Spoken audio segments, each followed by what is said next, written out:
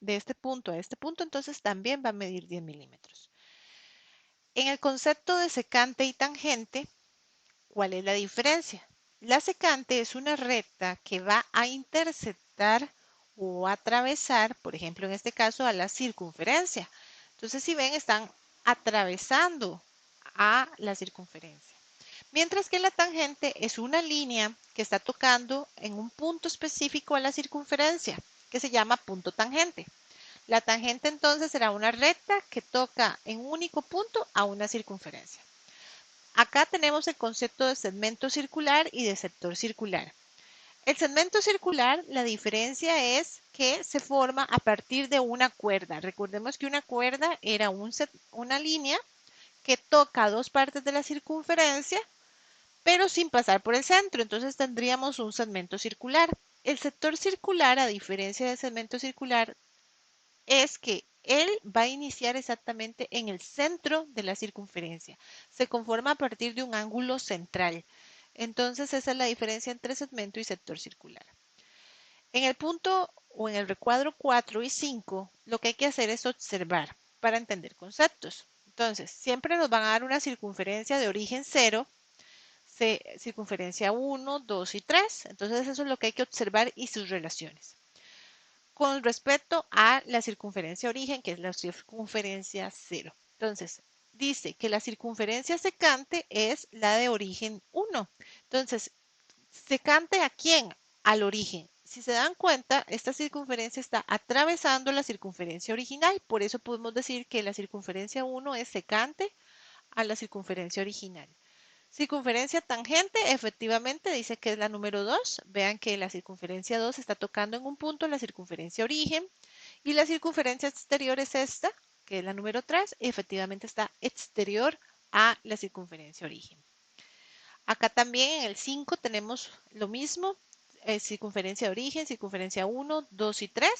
Dice que la circunferencia interior con respecto a circunferencia origen es interior, o sea, esto está interno y es cierto. La circunferencia 2 es tangente exterior, efectivamente está tocando en un único punto la circunferencia origen, pero está por fuera de la misma. Y la circunferencia tangente interior está por dentro, tocando en un único punto la circunferencia, pero a nivel interno. Ángulo inscrito, ángulo central, el que está marcado con la letra B, que sería en este caso este de acá, sería un ángulo inscrito dentro de la circunferencia. Y el ángulo central, que sería el D, recordemos que sale siempre del centro, como en este caso. Ángulo exterior, por ejemplo, el A me está hablando del ángulo exterior, en este caso lo que tiene externamente es el vértice. El ángulo D y W son ángulos centrales. Si usted se queda viendo el ángulo D que es este y el W que es este, efectivamente están saliendo del centro, por eso se conocen como ángulos centrales. Vamos al polígono inscrito. Inscrito significa dentro de. Entonces vemos que el polígono efectivamente, que no es un polígono regular, más bien es un polígono irregular porque sus lados son diferentes, está a nivel interno de la circunferencia, por eso se llama polígono inscrito. En este caso tenemos el polígono circunscrito, que el polígono circunscrito es, si se denota circun significa fuera de, entonces está por fuera de la circunferencia. Pero algo muy importante, los lados del polígono están tocando la circunferencia. Entonces eso es algo que tiene que cumplirse. Acá podemos ver un ejemplo de perpendicular. Acá también otro ejemplo de perpendicular. Este también sería otro ejemplo de perpendicular, recordando que las perpendiculares siempre van a formar entre dos segmentos ángulos de 90 grados exactos. En el 13 tenemos el concepto de paralela, donde observamos que una línea va paralela, valga la redundancia, a otro segmento y entre ellos va a haber una equidistancia, como lo dice la palabra, redundante, igual.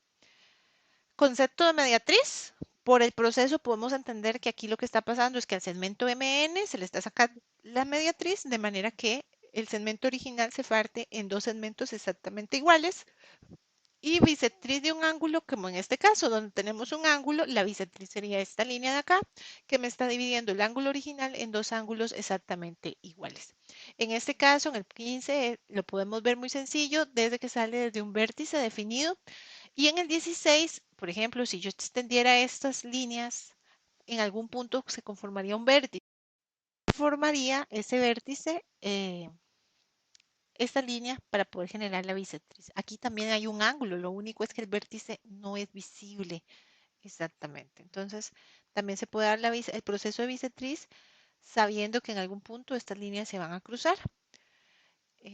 Es nada más para que tengan por ahí un proceso. Entonces, continuamos con la siguiente explicación de conceptos.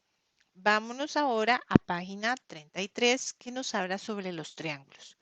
Los triángulos a nivel geométrico, recordarles que son polígonos y los triángulos son aquella figura geométrica cerrada compuesta por tres segmentos y tres ángulos internos. Los triángulos se clasifican según dos condiciones, según los lados o según sus ángulos. Entonces, por ejemplo, si tenemos un triángulo donde todo, según los lados, donde todos los triángulos, perdón, ya no dije nada, donde todos los lados del triángulo, o sea, este y este de acá, sean iguales, entonces a este triángulo se le llama triángulo equilátero. Si dos de los lados son iguales y uno es diferente, como en este caso este lado y este lado son iguales, pero este es diferente, se le conoce como un triángulo isósceles. Si los tres lados son diferentes, como en este caso, entonces se le llama escaleno. Esa fue su clasificación según los lados del triángulo. Vamos ahora a hacer la clasificación de los triángulos según sus ángulos internos. Entonces, por ejemplo, si yo tengo tres ángulos agudos, o sea, menores de 90 grados, yo voy a decir que ese es un triángulo acutángulo. Si hay un ángulo obtuso, sabemos que es un triángulo obtusángulo. Y si hay un ángulo recto, entonces sabemos que ese triángulo se conoce como triángulo rectángulo. Muy bien. em, no vamos a entrar en esta parte de líneas y puntos notables de un triángulo. eh, por ahora no nos interesa, entonces seguimos. Vamos a dejar más adelante la práctica de triángulos. Vamos a pasar ahora a página 40. Voy a pasar acá, entonces aquí voy pasando y llego a página 40. Y viene un tema que se llama tangencias y enlaces. Las tangencias y enlaces son un tema que son muy útiles porque en realidad me va a permitir generar curvaturas en ciertas figuras geométricas.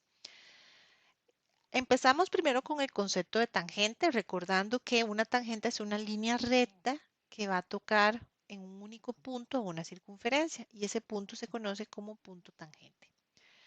Cosas importantes. Por ejemplo, el radio que genera la circunferencia dirigido al punto tangente de la recta, siempre entre la recta y ese radio van a haber un ángulo de 90 grados. Ahora, las tangentes se dan cuando hay curvaturas. Aquí la vemos muy sencilla. Por ejemplo, en este caso, aquí esta es una curvatura que en realidad si yo generara aquí habría un círculo y aquí habría otro círculo. ¿Ok? La tangente se me está dando en este punto, de aquí a aquí. Son rectas que están uniendo esas dos curvaturas, en este caso, están pasando tangentes. Si yo extendiera esta línea, seguiría aquí y esta línea seguiría aquí. Esos son los puntos tangentes donde se está uniendo esas dos circunferencias. Entonces, recta tangente, línea que pasa por un único punto en una circunferencia. Vamos a los enlaces. Ok, los enlaces son curvas que van a unir dos elementos geométricos. Esos dos elementos geométricos pueden ser dos rectas, dos curvas o una recta y una curva. Veamos ejemplos. Por ejemplo, este de acá sería un enlace, una curvatura que está uniendo dos elementos. En este caso está uniendo una recta con otra recta. Y cuando esta figura se conforme, entonces hará este movimiento. Ahí tenemos obviamente todo el proceso geométrico, pero lo que hay que entender es que entonces un enlace, como lo dice el nombre, va a enlazar dos elementos geométricos. En este caso, a través de una curvatura, que en este caso sería esta, que está uniendo la recta R con la S. Acá también hay un enlace entre dos rectas. Recuerden que el enlace es una curvatura, entonces esta curva está uniendo el enlace o es el enlace entre una recta R y una recta S. También tenemos enlaces, por ejemplo, aquí lo podemos ver más claro aplicado a una figura. Aquí, por ejemplo, nosotros una curvatura que sería un enlace entre esta recta de acá y esta recta de acá, para poder conformar la figura que estamos observando. ¿Podemos enlazar curvas y rectas? Sí. ¿Dónde está el enlace aquí? El enlace sería este de acá, porque originalmente me dieron esta curvatura y esta recta y me dijeron enlácela. ¿Cómo la enlazo? A través de una curvatura que me está uniendo curva y recta. Obviamente para esto hay todo un proceso. Probablemente no se los explique todos porque son muy pesadas, mucho trabajo y no creo que nos dé tiempo en el programa, pero por lo menos a algunos les explico. Entonces aquí un enlace, lo que tienen que tener claro entonces es que un enlace es una curva, como en este caso, que une dos elementos. En este caso, curva y recta. Aquí, por ejemplo, tenemos el enlace de dos circunferencias. ¿Quién es el enlace? Esta de acá. Simplemente en algún momento me dieron estos dos círculos y me dijeron enlácelos. Entonces, ¿cómo lo enlazo? Este sería el enlace. Que está uniendo curva de circunferencia origen de acá y esta curva de circunferencia mayor. Y básicamente eso era lo que quería hablar con ustedes. Conocer los conceptos generales. Vean que vimos muchos conceptos. Deberían sacarlos y estudiarlos. Si quieren pueden hacer dibujitos. Es algo importante para que ustedes recuerden todos los conceptos que hemos visto a nivel gráfico en este momento.